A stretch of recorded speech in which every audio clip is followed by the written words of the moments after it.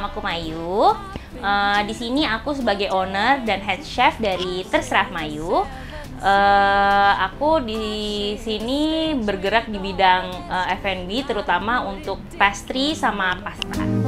I've walked the wall of China, walked till my feet were sore, came home to Carolina. Nah, kalau misalkan untuk mendeskripsikan aku, yang paling tepat adalah anaknya nggak suka diatur. Makanya kenapa namanya itu Terserah Mayu. Itu tuh sebenarnya ada story-nya. Jadi story-nya dulu waktu masih di rumah, bikinnya tuh benar suka-suka aja. Kalau misalnya mau bikin ya open PO, kalau enggak ya males ya udah nggak open PO. Jadi kadang-kadang orang yang udah suka dan langganan tuh bener harus ngikutin banget Instagramnya si Terserah Mayu ini. Jadi mereka bisa tahu kapan aku buka PO sama lagi off-nya. Itu story-nya. Makanya kalau misalnya dibilang describe-nya itu sih anaknya kayak nggak mau diatur, makanya brandnya juga namanya Terserah Mayu. Terus kalau misalkan menu-menunya juga jujur aku kurang terima kritik. Jadi ya udah kan terserah gue, namanya juga Terserah Mayu, jadi lu terima aja rasanya. Kalau misalnya emang nggak suka, nggak usah beli gitu. Kalau arti makanan untukku itu apa ya? Kebahagiaan bisa dibeli. Itu kayaknya valid banget sih, maksudnya banyak banget, apalagi perempuan ya. Kalau misalnya lagi PMS kayak bakal merasa kayak gitu sih, kayak kalau lagi stres atau sedih atau lagi kayak galau pasti larinya ke makanan gitu. Jadi makanya kenapa aku selalu ngomong bahwa makanan adalah satu hal bahagia yang bisa kita beli.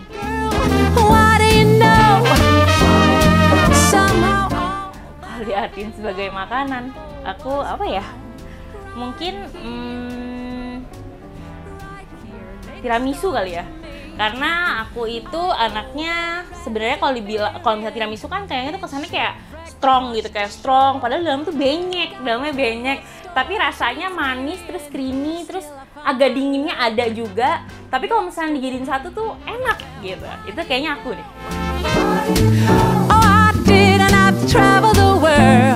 Arti mempunyai bisnis F&B untuk aku sebenarnya sih, nah bisnis F&B ini artinya buat aku tuh lumayan besar, karena dari kecil tuh aku emang cita-cita itu punya kedai, emang nggak mau punya suatu hal yang besar, tapi pengen punya kedai kecil aja gitu, yang kalau misalkan aku buka tuh yang aku bisa nyapa semua tamunya gitu, yang intim. Jadi kalau misalnya bilang artinya ya berarti banget sih, karena ya itu sih kayak itu cita-citaku banget dari kecil. Right here next. Oke, kalau untuk dorongan aku masak dan punya bisnis F&B sendiri, jadi dari kecil itu aku kan mamaku tuh single parents, which is dia bekerja gitu. Jadi dari kecil aku memang dididik untuk bisa masak sendiri di rumah, dan kalau misalnya aku mau apa-apa ya mamaku nyediain bahan, ya lo coba deh lo masak sendiri bisa apa enggak gitu. Jadi mamaku nggak bisa punya waktu untuk masakin aku. Jadi dari kecil memang aku secara nggak langsung itu didorong untuk bisa masak at least buat diri sendiri gitu. Nah terus kalau misalnya untuk punya bisnis F&B ini, jujur nggak ada yang ngedorong, emang aku aja nyemplungin diri ke sini karena seneng gitu. Kalau misalkan feedback dari orang tuh kalau kita masak, mereka beli terus mereka bilang enak gitu, nggak usah beli deh, mereka cobain dan bilang enak tuh kayaknya ada kepuasan tersendiri aja gitu di diri aku.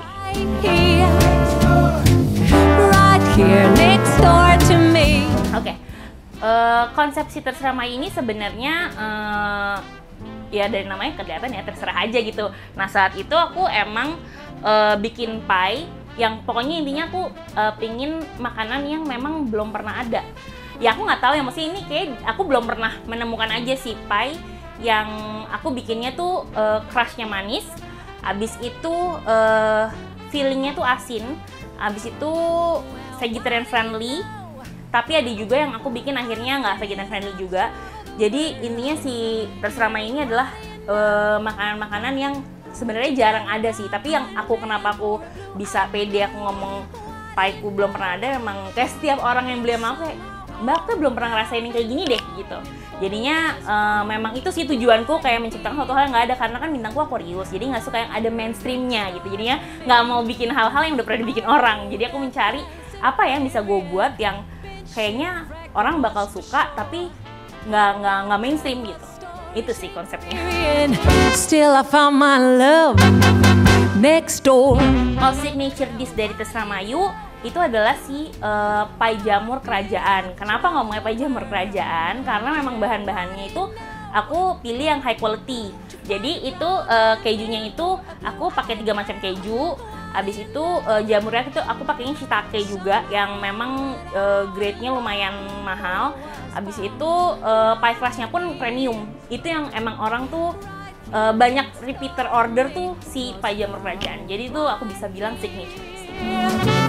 Right here next door. Kalau mau nonjolin rasa apa ya? Aku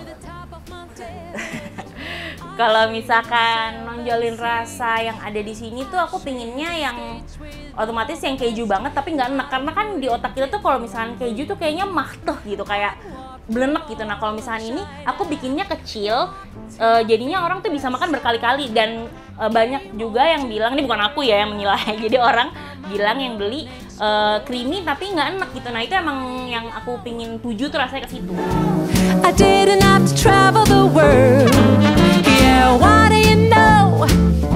Oke, kalau misalkan bukanya si Terserah Mai itu sebenarnya dari 17 akhir, dari 2017 akhir atau pertengahan tuh masih coba-coba. Jadi abis itu aku 17 akhir akhirnya aku open PO di rumah.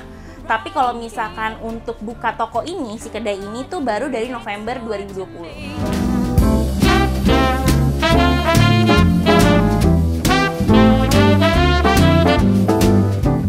Jadi sebenarnya alasan aku untuk buka kedai adalah jadi kan aku rumahku tuh di komplek biasa dan rumahku mungil. Jadi tetangga-tetangga tuh mepet-mepet banget, dan kebetulan dulu tuh rumahku nomor 12A. Jadi kan kayak kadang-kadang ojek online kan kadang suka males ya baca-baca si keterangannya, notes-notesnya gitu. Jadi mereka tuh suka bolak-balik tuh ke tetangga sebelah terus. Sedangkan waktu aku open PO tuh bisa 40 orang, jadi which is ada 40 Gojek datang ke rumahku. Kalau misalnya itu ada yang salah 5 orang aja kan nyebelin ya ke tetangga sebelah gitu. Itu waktu itu sempat ada komplain. Nah habis itu aku kayak mikir-mikir, pengen deh buka, tapi baru rezeki dapet tempatnya di sini yang aku emang pengen tuh baru tahun kemarin. Right here next door to me, I roll that Trans-Siberian bin ship.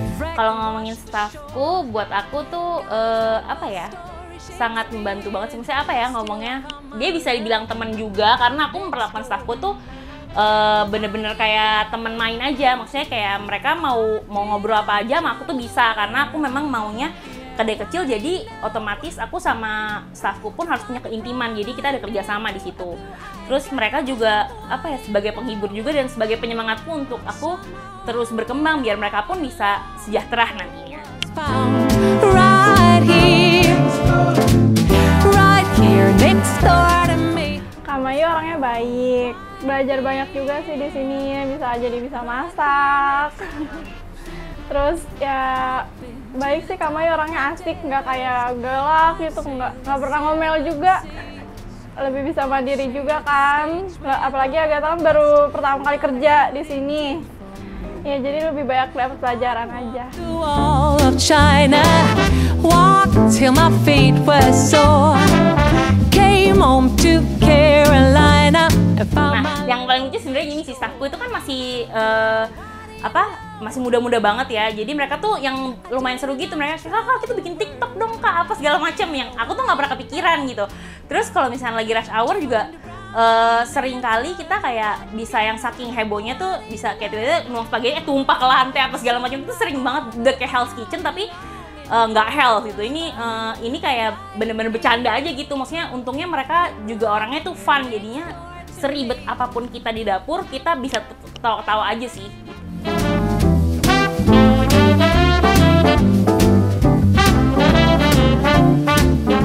Wanita yang bekerja di F&B itu menurutku hebat banget, karena satu, lo tuh pasti selalu berhadapan dengan api, oven, kayak gas apa segala macam, dan itu tuh bukan hal yang kayak terlihat perempuan banget sebenarnya kalau misalnya di kitchen ya, apalagi hot kitchen.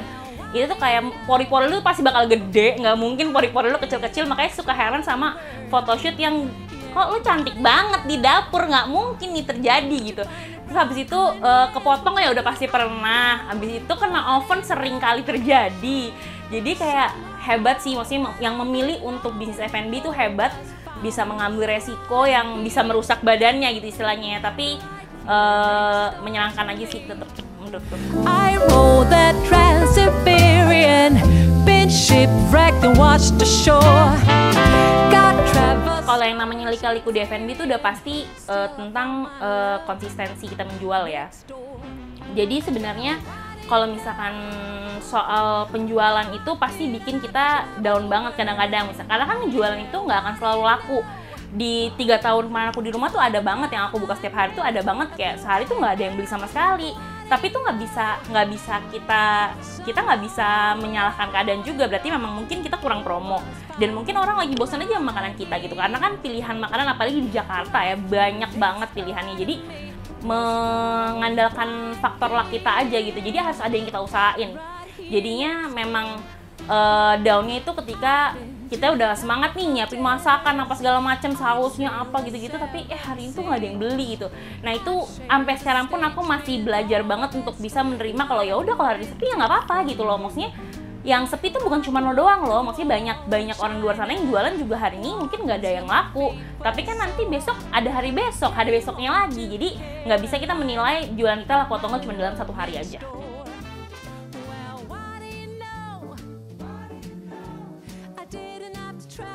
Kalau nggak masak, aku ngapain ya? Mungkin aku melanjutkan sih itu kali ya. Digital community-ku itu tentang kayak cewek gendut gitu sih, tapi in a good way ya, bukan kayak membangga-banggakan gendut itu baik atau enggak, tapi mungkin aku akan melanjutkan itu gitu. Tapi sampai sekarang aku masih cinta banget sih sama F&B, jadi kayaknya agak sulit untuk melepas. Kalau misalkan dibilang masa depan aku dan Seramayu, jujur aku bukan orang yang pingin bisnisku tuh besar banget. Aku pingin bisnisku ya udah kecil-kecil aja. Tapi goals aku yang belum kesampaian dan semoga kesampaian adalah aku pingin banget punya booth pie di mall.